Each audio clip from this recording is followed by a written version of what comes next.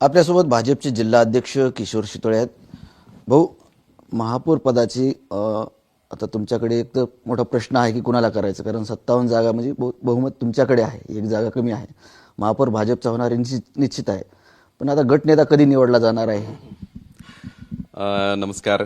आज आम्ही Chhatrapati संभाजीनगरची core team आमची आज बैठक आहे आणि त्यामध्ये आम्ही गटनेत्याची निवड या विषयावर चर्चा करणार आहोत आणि ते नाव आम्ही ठरवून प्रदेशाकडे पाठवू.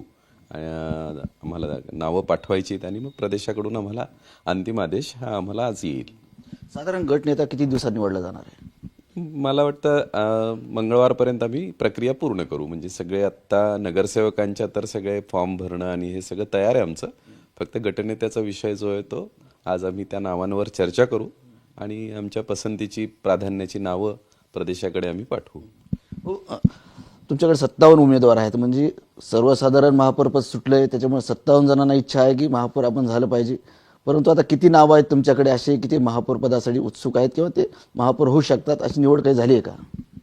एक खरं म्हणजे सर्वसाधारण गट म्हटल्यानंतर सगळेच जण येतात, पण आपल्याला संविधानाने जसं सांगितलंय त्याप्रमाणे आपल्याला याच्यामध्ये आत्ता आमच्याकडे 12 नावं आमच्याकडे सर्वसाधारण गटामध्ये आहेत आणि एकापेक्षा एक नावं अतिशय सक्षम असे या जागेसाठी आहेत आणि त्यातलं चांगलं नाव आम्ही शहरासाठी आम्ही निवडणार आहोत.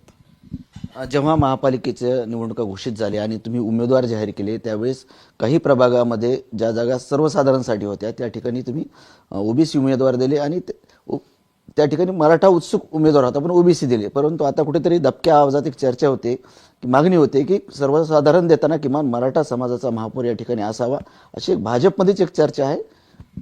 खरं आहे, म्हणजे जो या गटाची जागा आहे त्या गटालाच द्यायचं असं पहिल्यापासून तत्व होतं.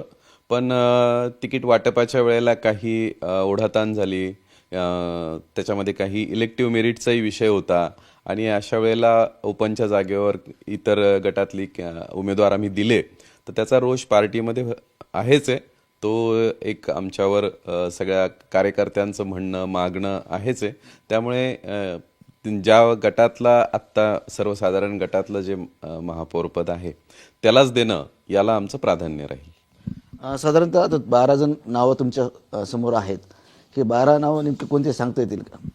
आणि ती सर्वश्रुत आहेत. म्हणजे आत्ता विजय अवताडे आहेत, राजगौरव वानखेडे आहे, शिवाजी दांडगे आहे, समीर राजूरकर आहे, महेश माळवतकर आहेत, रामेश्वर भादवे आहे, सुरेंद्र कुलकर्णी आहेत.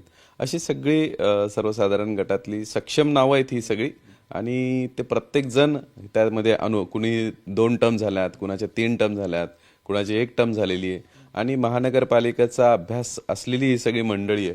त्याच्यामुळे खरोखर आमच्या टीम पुढे पण एक आव्हान असणार आहे की हे योग्य नाव त्यातलंच पुन्हा एक नाव काढणं आणि त्याला महापौरपदी बसवणं. नक्कीच होते भाजपचे जिल्हाध्यक्ष किशोर शितोळे. आणि महापौर निवडताना आमच्याकडे 12 नाव आहेत आणि 12 नावापैकी साधारणतः सर्वसाधारण गटातून उमेदवार द्यायचा आहे, त्याच्यामुळे ते नाव निश्चित करण्यासाठी आज कोर कमिटीची बैठकही घेण्यात येणार आहे, अशी माहिती किशोर शितोळे यांनी दिली. कॅमेरामॅन हर्षल निकमसह संजय सर्वोदय TV9 मराठी, छत्रपती संभाजीनगर.